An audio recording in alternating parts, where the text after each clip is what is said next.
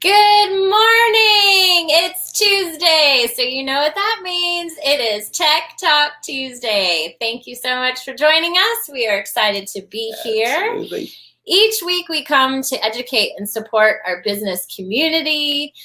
You can submit questions. You can ask questions throughout. We'll get to them at the end. Or if you happen to catch the replay, then you can put your questions in the Facebook group or in YouTube, and we'll come back to them later. So, how's it going?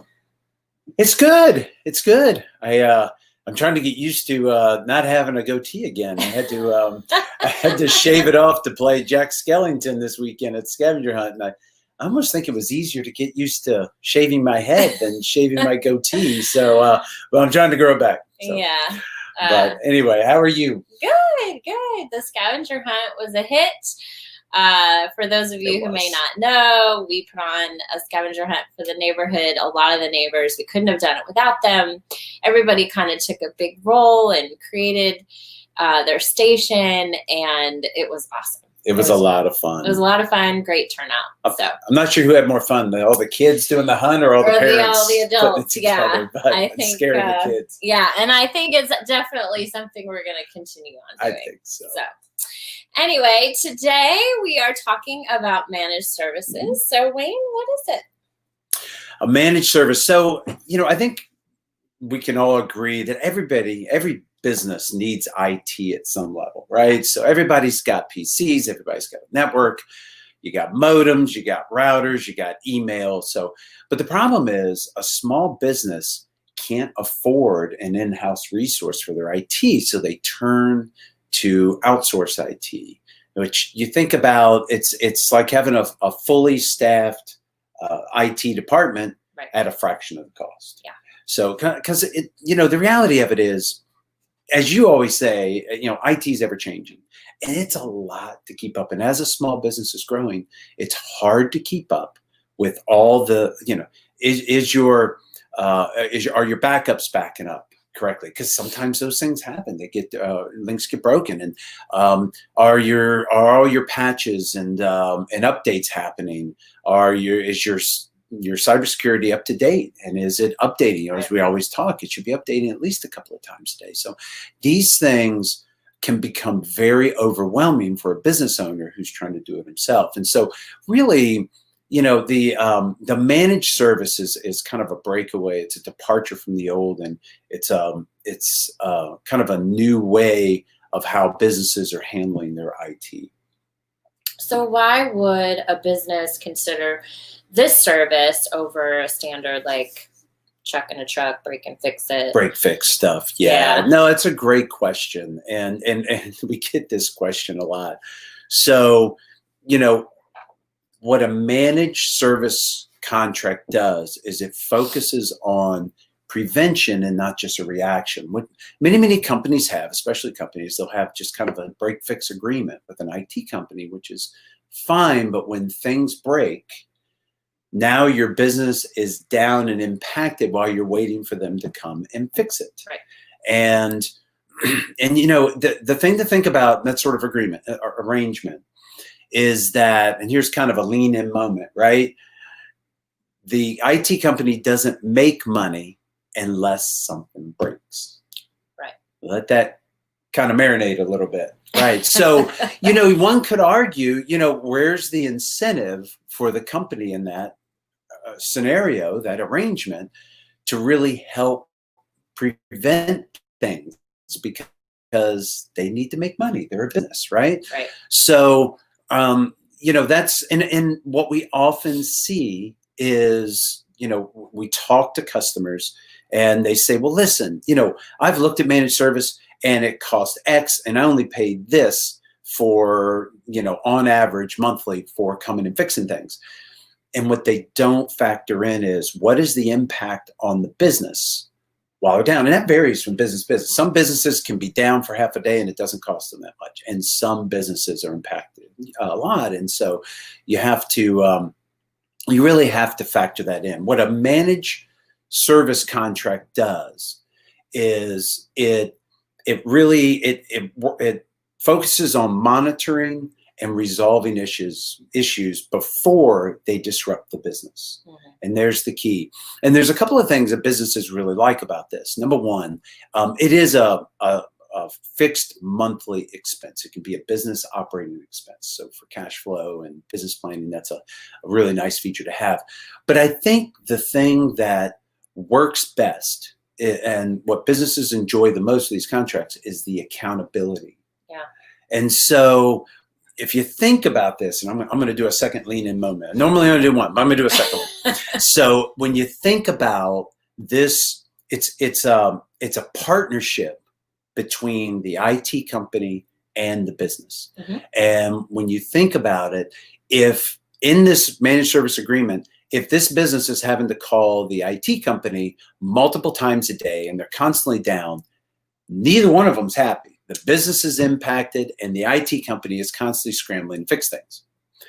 On the other side, if everything is working smooth and the IT company is doing their job, you're never hearing, or rarely, there's always something that's going to break. I mean, I always say Microsoft keeps us in business. So there's always little things, but to that extent, if the IT company is doing its job and there's proper planning and there's monitoring, and they monitor also, we monitor tons of things. We monitor our backups backing up successfully. We're monitoring PCs, our hard drives about to fail. They show telltale signs, or maybe hard drives are about to fill up, get too full and start impacting the performance of the machine. Yeah.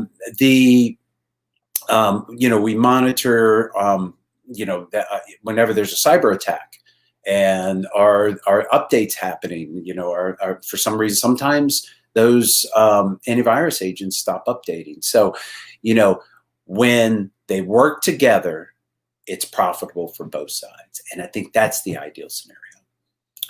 Very good. Can you explain to us, because I'm assuming not all managed providers are equal and neither are their products. So could you explain, how they differ? Yeah. I think you're going to talk to a range of IT providers and you're going to see a range of contracts for managed services. I think what most should provide is, it includes all your remote support, all your on-site support. And, even like us and many others, if you are using either the cybersecurity, antivirus, and firewalls that we recommend or we approve of what you already have, and you have a good disaster recovery plan, if you do get attacked from a cyber hacker, our contract covers the recovery of all that because there's work to get everything recovered. So, it's kind of an insurance on your standpoint. There, managed contracts, I mean, some of them are just remote monitoring, remote support only. If they have to come on site, they charge you more money.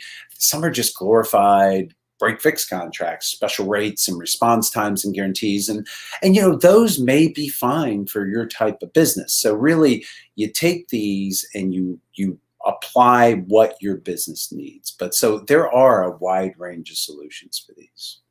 Very good. So many businesses think that they're adequately secure, or they have adequate support. Right. What are some of the questions they should be asking? Yeah, it's so there's lots of things that we ask companies, because you're right. There's a lot of them either that they have a service in place now or they're doing it themselves. And some of the things we ask, do you know when something has not backed up? That's crucial. Yeah. And the amount of customers we walk up to and we take a look at their PC and they haven't backed up since April and they had no idea, that should be alarmed. Do you know that all of the patches and updates are getting applied to your PCs? Do you know that your antivirus and your firewall have active licenses and they are updating? Again, sometimes those links get broken. Yeah. Do you know when hard drives are failing, or is someone monitoring the PCs themselves? And the last one I'll ask is, do you have a group policy on your company that will limit the size of downloads that can impact internet? It will control what kind of attachments on incoming and outgoing email, and that's more of preventing from a cyber attack. What websites that employees are able to go through, are those controls in place? And if they're not, it's probably something that you should consider. There's a whole host of things, but those are some of the top layers that, at a basic level, you really need to make sure are in place for a company. Awesome. Well, that definitely explains, what managed services do. So if any of you out there have any questions, feel free to pop in. Absolutely. And let us know. We're always here to help. Mm-hmm. That brings us to my tip of the week. All right. So I found this very interesting. Do you get those annoying text messages that are unsolicited, especially now? Right now. Until November 3rd. Yes. And well, there's a way that you can curtail those. So not only can you hit stop, but there is a number. I'm just going to look at my notes here so I don't get it wrong. It is 7726. And what that does is the GSMA's reporting service. And so you can forward. So if you know how to forward your text messages, you forward it to that 7726 number, and what they'll do is they'll turn them in, and it stops that altogether. Is there a pound or anything, or it's just the number? Nope, it's just the number. Just the number. 7726. You just forward the text message to that number, and what it does is it funny enough, it spells out junk, and so it sends it to the GSMA reporting service, and so that will get those people in trouble. That's good to know. Yes. So, and then you can hit stop on it so that you don't get those anymore either. So, yeah. So that's my little tip for the week. Well, hopefully when you do that, it helps shut them down from texting other people as well. Hopefully so. Hopefully so. All right, I think you're up. What's your tip? I have a tip, yes. And I'm going to give a tip of something that we actually encountered last week. One of our customers, they had their email account for one of the employees hacked. And what happened, and this is kind of scary stuff, they hacked into the account. So when you think about when you log into your web account, they somehow managed to get in. And what they did is they broadcasted a phishing email to the entire contact list. But they didn't stop there. What they did was all the responses, because typically what happens, people are getting aware these days, and they responded and said, hey, is this legit? This looks fishy. They had put a rule in place so that every email was flagged as read and deleted and went to the delete box. And then what they did was went and responded for them and said, oh yeah, it's legit, go ahead. The only thing that saved them was that one or two savvy businesses that received this copied the office admin when they responded. And she was like, oh my God. So we had to immediately change. We changed everybody's addresses. So my tip is enable. We've talked before about MFA, multi-factor authentication. And multi-factor is, it can be confirming. It's a second stage on the login process. Mm-hmm. It can be a text. It can be authenticator app on your phone. It can be find all the street lights and the images. It's whatever it is, but enable it on your email. Now, if you're running a desktop version of your email, it's not like you have to do that every day. That's fine. It's when you go to log into your account for the webmail or to change your settings. And that's where you'll have to. And the easiest one is just to have it to send a text to your phone. You can load an authenticator app, and basically what that is it sits on your phone and it'll say, okay, enter the code, and you go open up the app and it's got a code for you. We use that on a whole host of our applications that we use as an MSP. Yeah.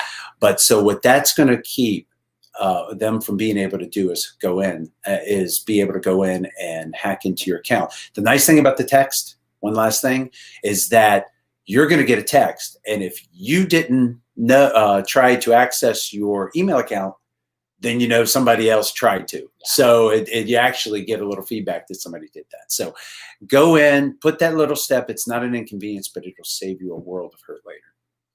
Well, that is a nice slide into what's coming up next week.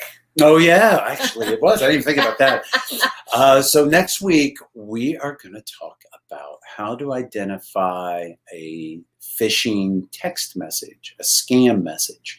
There are telltale signs. We spent some time on emails before, but we want to spend a little more time because more and more texts are being used as well. Yeah. And so we need to keep everybody aware and diligent and keep blocking these cyber criminals.